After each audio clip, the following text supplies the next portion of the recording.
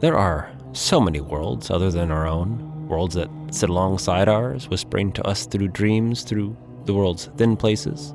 Doorways to these worlds may be opened, but what they reveal is often terrifying. We explore the mystery behind one such door, the Dark Tome, just after this. There's a special kind of thrill that comes with finally getting something that's been in your shopping cart or on your wish list for a while. And that feeling is even better if you know you got the best deal for it. That's why the savviest shoppers shop with Rakuten. They get the brands they love with the most savings and cash back. And you can get it too. The idea is simple. Stores pay Rakuten for connecting them with shoppers, and Rakuten shares the money with you as cashback. Start getting cashback at your favorite stores like Sephora, UGG, Levi's, and many more. Plus, Rakuten lets you stack sales on top of cashback, so you're not missing out on any other deals or rewards you might already be a part of. It's easy to use, and you get your cashback through PayPal or check. Download the free Rakuten app and never miss a deal. Or go to Rakuten.com to start getting the most bang for your buck. That's Rakuten.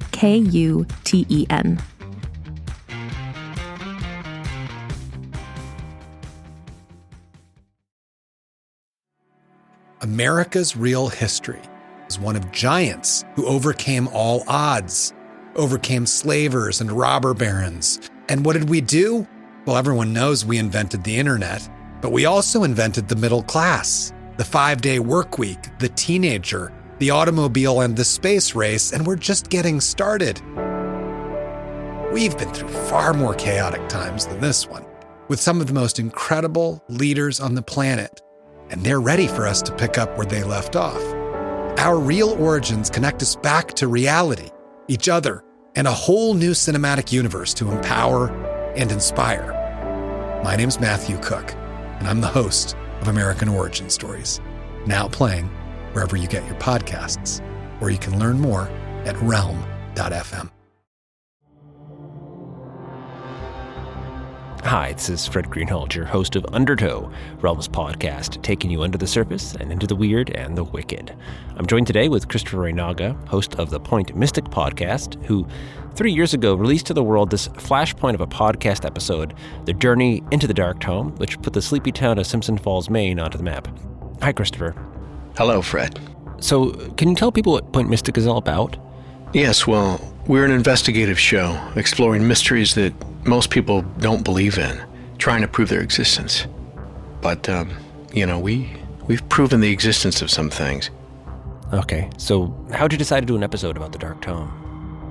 The Dark Tome is infamous, and we wanted to do a show about it for a while, but, it started jumping out of myth and into the headlines, and I knew it was time.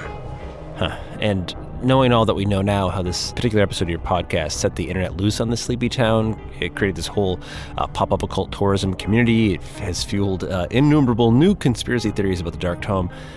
Do you regret having put this into the world? No. But I don't think the story of the Dark Tome is over. Okay. Well, thanks for coming on. We are turning the mic over to you. Christopher, you're our guide now. Please take us on a journey into the Dark Tome. Here we go. In the past year at Point Mystic, we have focused a great deal of our investigations into the phenomenon of supernatural doorways. What creates them, where they go, and what may be lurking on the other side. The 2-part episode that you're about to hear, The Curious History of the Dark Tome, episode 231, was first broadcast 3 years ago this month.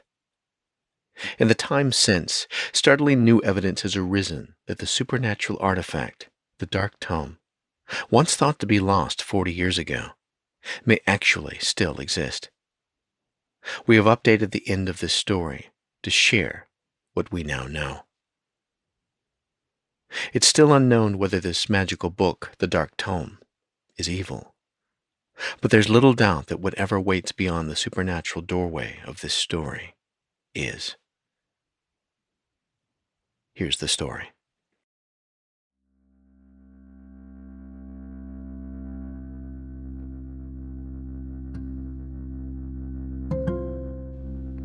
I think when most people hear the name Joseph Ricci, the first thing they think of is the famous occultist who killed a two-headed beast in the New York Public Library.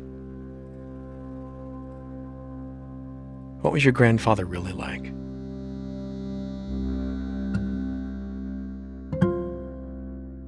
He was the most amazing man. He loved books. He always loved books. Even as a kid, when other kids were saving up allowance money to go and buy, bubble gum or candy at the store, my grandfather would save money to go buy books.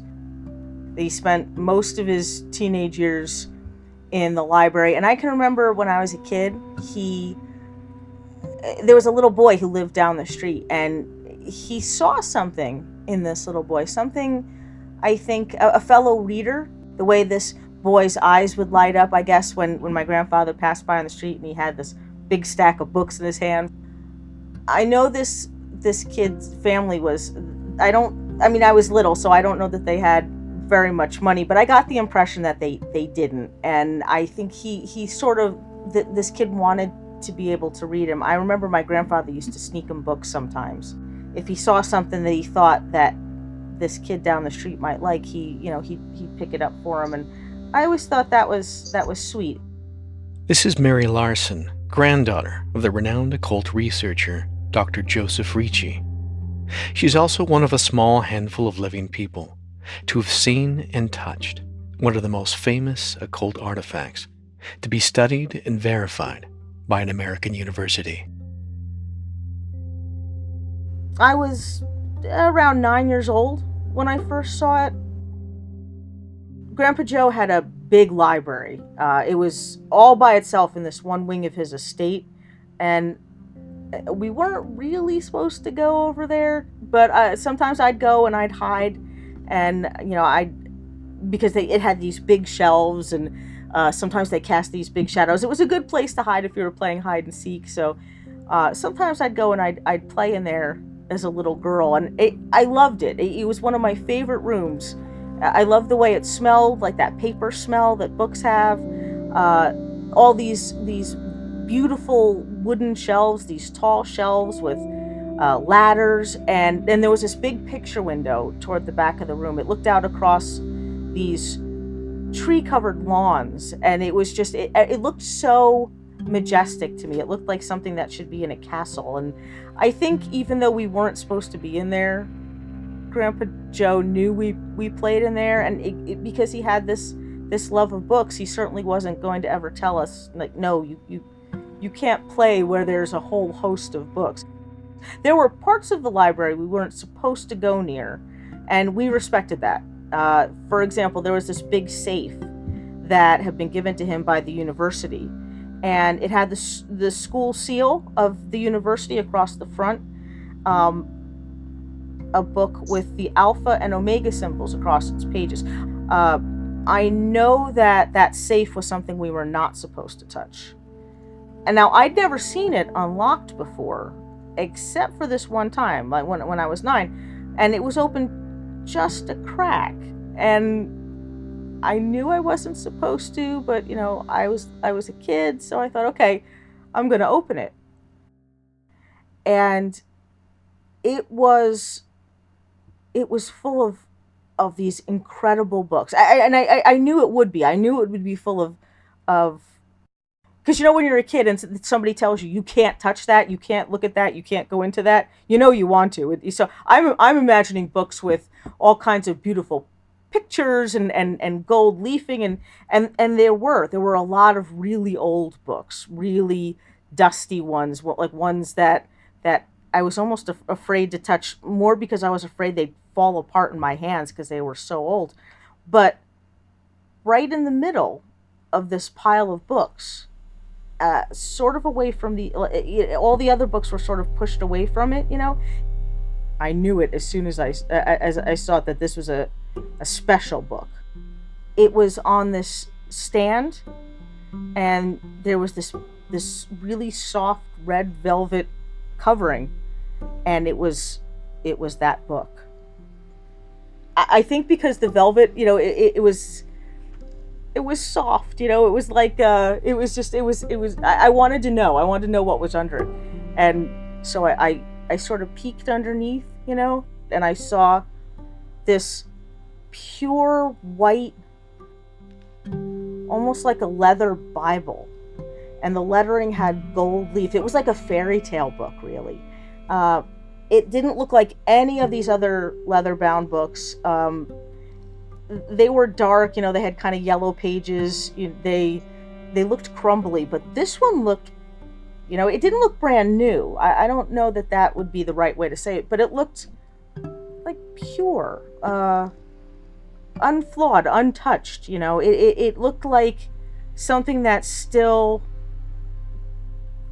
it almost was alive. It was almost like it had like a life to it, a breath to it. And I touched it, and I swear it was warm. The cover, it was warm. It was like skin almost. It was like a sleeping animal, like a cat. I was sort of transfixed by it. And then my Grandpa Joe came in and he saw me, and I was so afraid he was going to yell at me, because again, we knew from the time we were little that you didn't touch the safe and you didn't touch anything in the safe or near the safe or around the safe. I thought he was going to, forbid me from ever going into the library again. I was really scared. And my Grandpa Joe was not a scary kind of guy, but he, he came over, he took the book out, took the book off the stand, and he sat me down on his lap and he opened it, and I thought he was going to read it to me, but he didn't. He asked me if I knew what the book was. And I said, no, I would have no frame of reference for what the book actually was. But he told me it was the most important discovery of his life.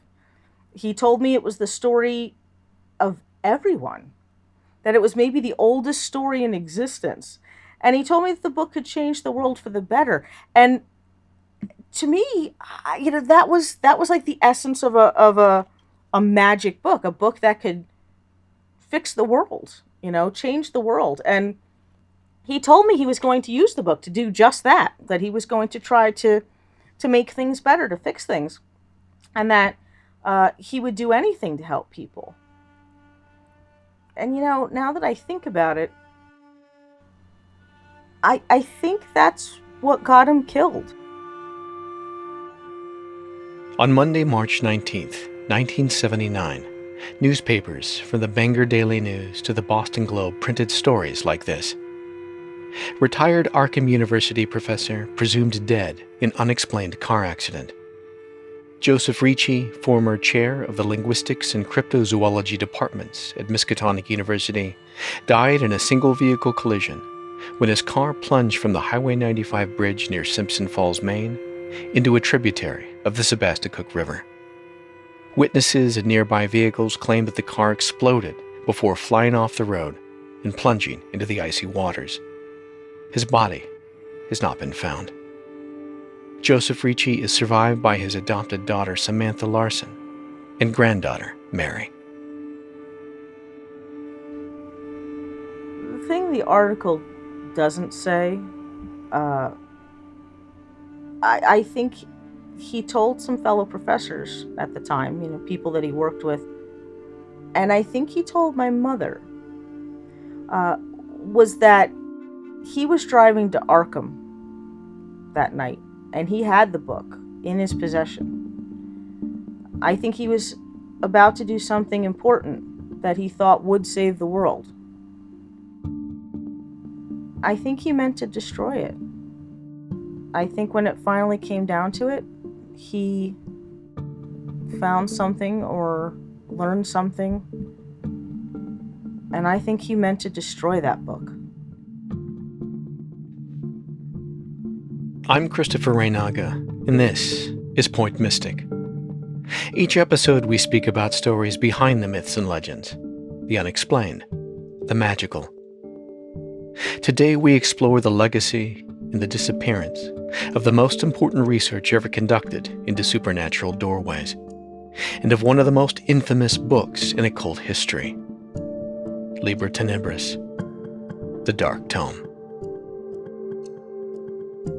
Through history, the Dark Tome was said to have been possessed by kings and warlords. saints, and madmen.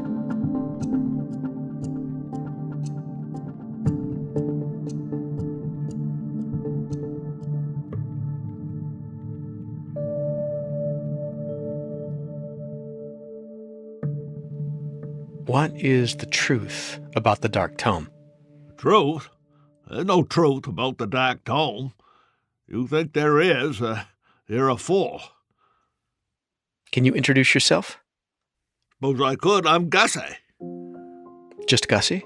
Well, my mother thought Wilbur was a really good name, but I never took to it much.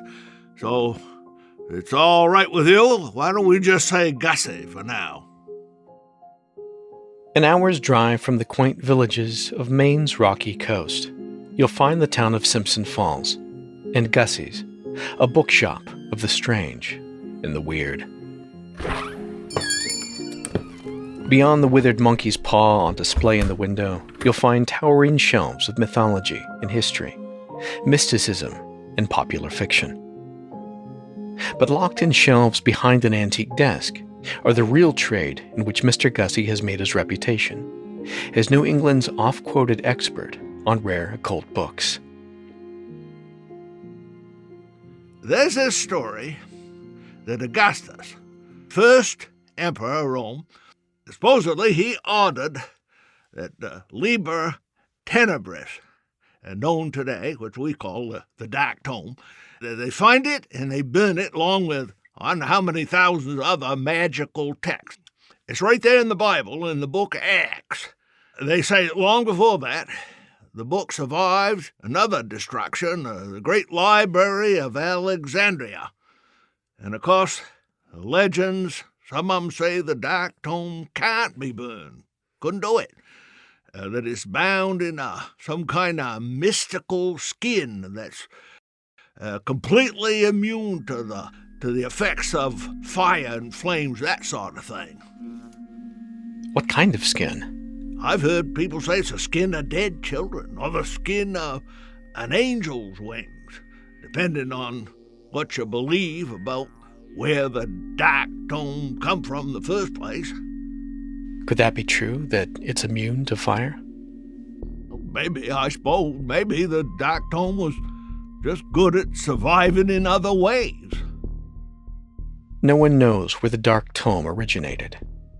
In early Christian mythology, the Liber Tenebris was said to be a great scroll of the whitest hide given to Moses by the angel Raziel, the archangel of secret teachings. Other legends say that it was given to Adam and Eve as they departed the Garden of Eden by the angel Lucifer. But historical references in Babylonian and Egyptian texts, thousands of years older, may indicate that the Dark Tome is much more ancient than the Abrahamic religions. It may be as old as the oldest human stories. Because stories are what the Dark Tome's power is said to be. They say that the Dark Tome contains every story ever told. Some say every story ever would be told.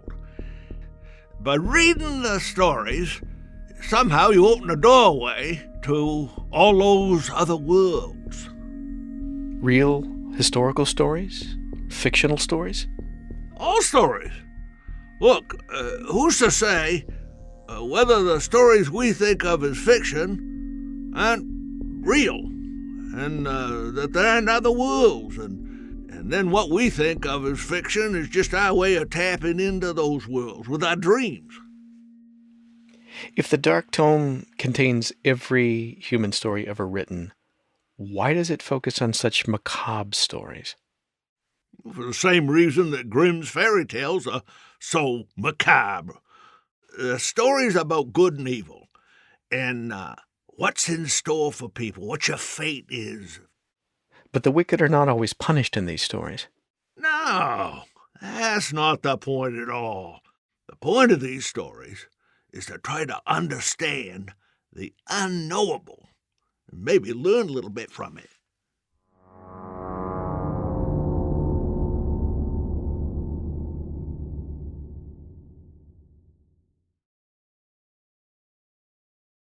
What do you get when you combine the sci-fi drama of The Expanse with the criminal underworld of The Godfather and the intense sports action of The Blind Side? You get the Galactic Football League series, written and performed by #1 New York Times bestselling novelist Scott Sigler.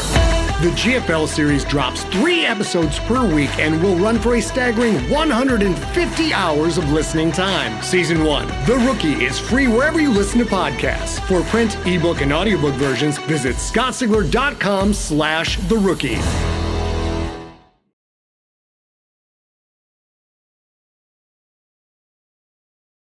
The Dark Tome is just one of many artifacts that have been investigated by our show that are said to open doorways. Objects such as the Ottery St. Catchpole boot, the Carroll looking glass, and the wardrobe of Dr. Diggory Kirk, to name a few. But the Dark Tome's legend as a magical book is nearly unique in that it is not a book of spells, but a book of stories. I'll never forget that day. Grandpa Joe sat me on his lap, and he opened up the book, and he asked, "What's your favorite story, Mary? A nice, happy story. I want you to picture it in your mind." And my favorite book growing up was a copy of Grimm's Fairy Tales. Grandpa Joe gave me that book, as a matter of fact, and I loved it. I love those stories, even the really dark ones.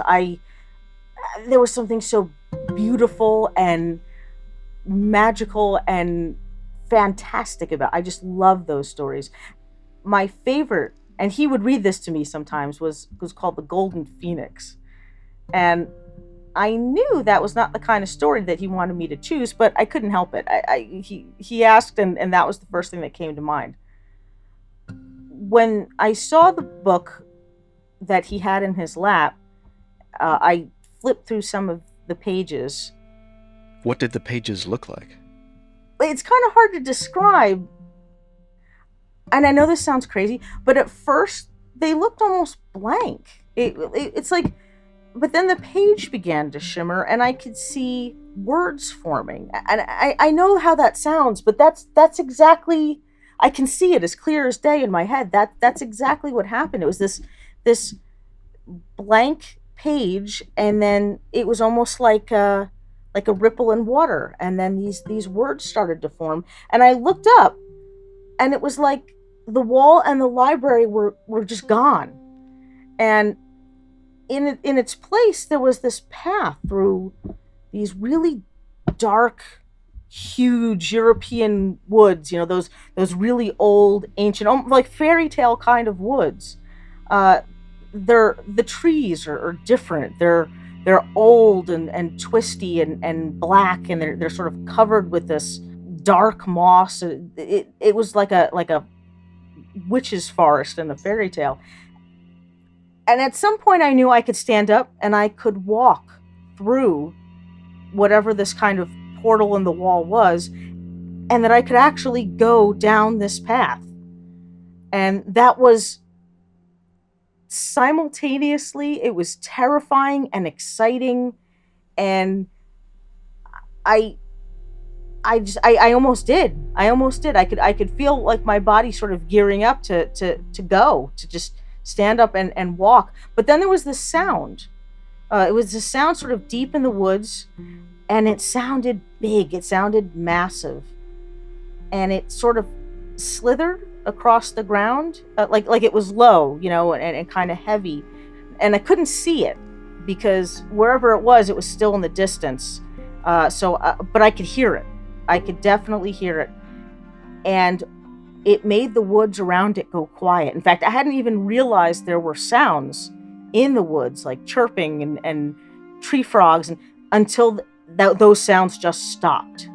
And all I could hear was this sound of this massive thing slithering through the forest. And I'll tell you, it was not the sound of the phoenix from the story, from the fairy tale. It wasn't the sound of any bird. It wasn't the sound of anything I have ever heard before or since.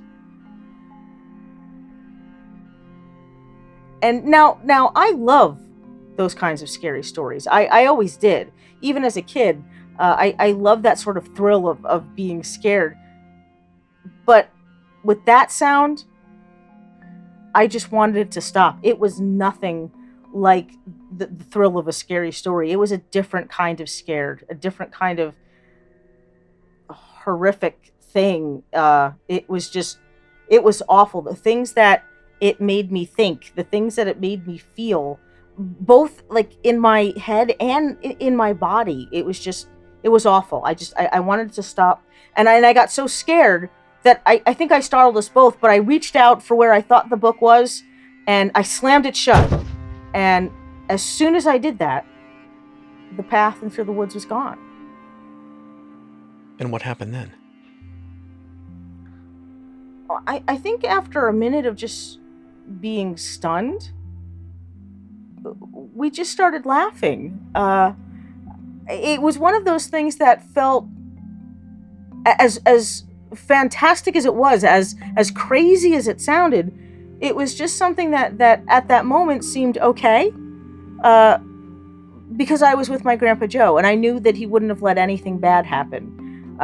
And whatever I had felt from that thing in the woods was gone. It was gone, and I was safe, and he was safe, and it was like a kind of scary toy that we'd put away. And he looked at me and he said, "Well, maybe when you're older." Did that point come when you were older, where you opened the book again? Yeah, it did. What did you see? I felt it from the very first time I saw through the portal. See, there was that thing that was slithering down the forest path, and for as awful as that made me feel, I sensed that there was something else, something bigger, that I couldn't see it, but it could see me through that doorway without ever having to even step on that path. It could see me, it could find me, and it was something vast and incomprehensible, and it waited on that other side of the door. It wanted to come through to this world. I think maybe that's what my grandfather saw in a number of those stories. But it was pretty terrifying. I mean, Grimm's fairy tales, they were my favorite stories growing up. I have never read them since, and I will never read them again. Although it's not a part of all stories, this idea that there is a powerful, perhaps malevolent force that exists beyond this world is a common theme in human stories. It's a thread that runs from every ancient myth and religion in human history. It is a thread that may lead directly to the death of Dr. Ricci and the events around the final disappearance of the Dark Tome.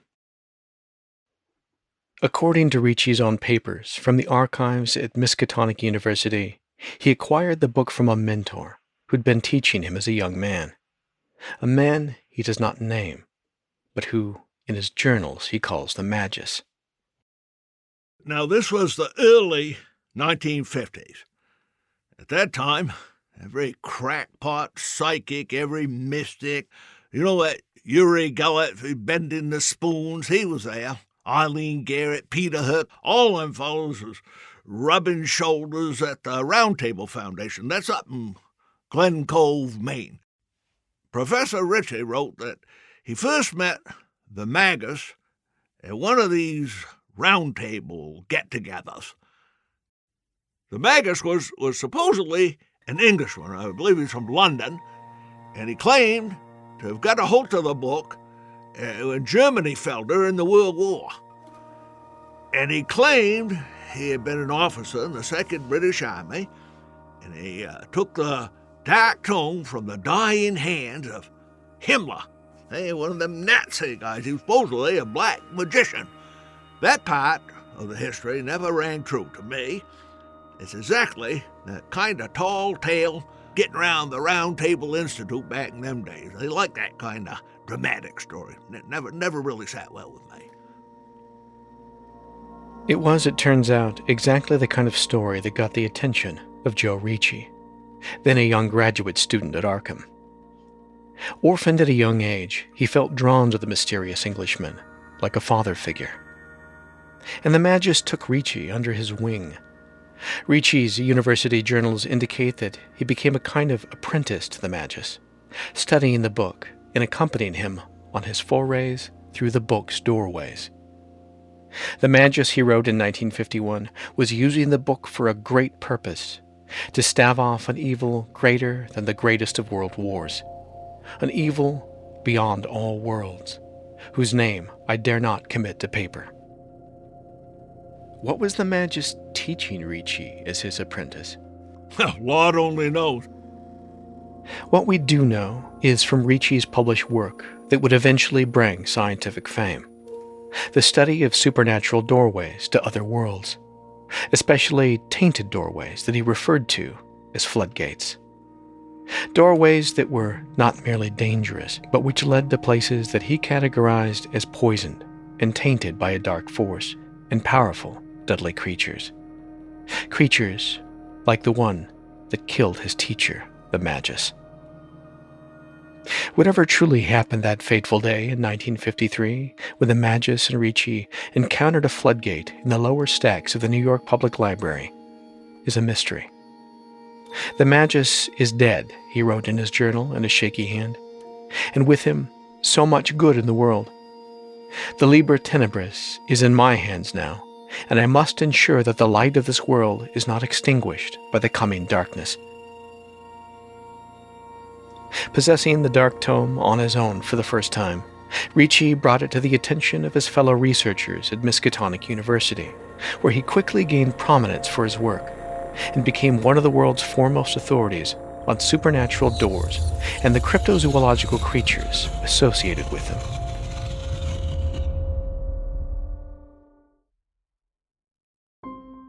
It would be another 2 years before he would discover another floodgate like the one that had taken his benefactor, the Magus. By then, he was ready. What he would find would become one of the most famous documented supernatural events of his career, and one of the most deadly. An event that would mark both the beginning and the beginning of the end for Dr. Joseph Ricci and the Dark Tome. The floodgates of Willow Hill. Do you know what happened to your grandfather at Willow Hill in 1955? Sam knew. My mother, Samantha, she knew. She was there. She survived. And I mean she survived because she was a young girl and she was, safe in her bed, back in town. But I know that whatever was out in those woods killed our family. First it killed her parents. And then it killed Great Uncle Ted, and then it killed several others.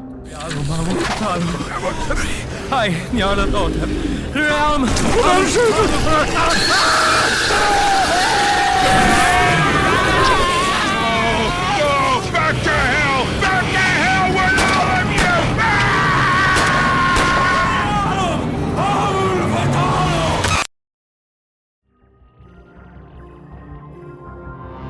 Okay, well, next time we'll be hearing the second part of Point Mystic's journey into the Dark Tome. We'll learn the tragic fate of Joseph Ricci, the mysterious disappearance of the occult artifact called the Dark Tome, and the terrifying reality that whatever dark forces Joseph Ricci might have been trying to stop, well, they're still out there. Experience it here on the Undertow.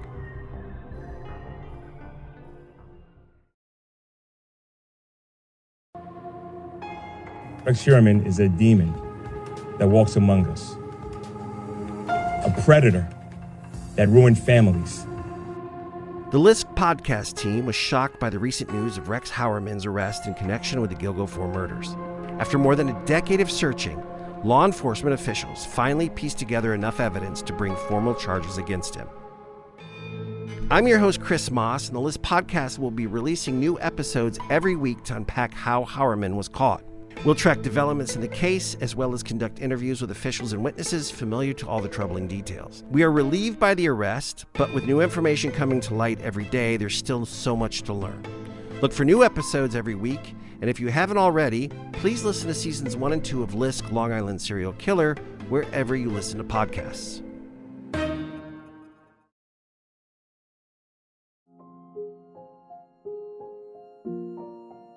You've been listening to Point Mystic, Journey into the Dark Tome, Part 1. If you like what you heard, join the Point Mystic community by going to pointmystic.org or by following Point Mystic wherever podcasts are to be found.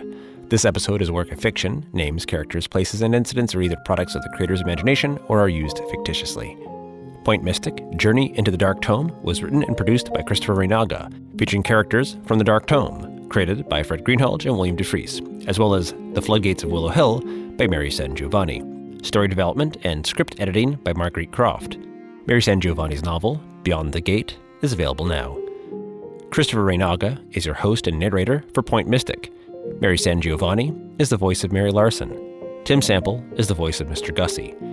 This episode features the theme from the Dark Tome, Februar by Peter Van Riet, with additional music by Blue Dot Sessions. Point Mystic is distributed under a Shared Worlds Creative Commons Attribution Non-Commercial Sharealike 4.0 International, which means you're welcome to share and redistribute the material as widely as you like, share with your friends, make community, and make art together. Undertow is a production of Realm, hosted by Fred Greenhalgh, produced by Mary Hasdoli, associate produced by Nicole Kreuter, executive produced by Fred Greenhalgh, Molly Barton, and Marcy Wiseman. Original theme by Hubert Campbell. Find more shows like Undertow by following Realm on Apple Podcasts, Spotify, or at realm.fm. Realm is your portal to another world. Listen away.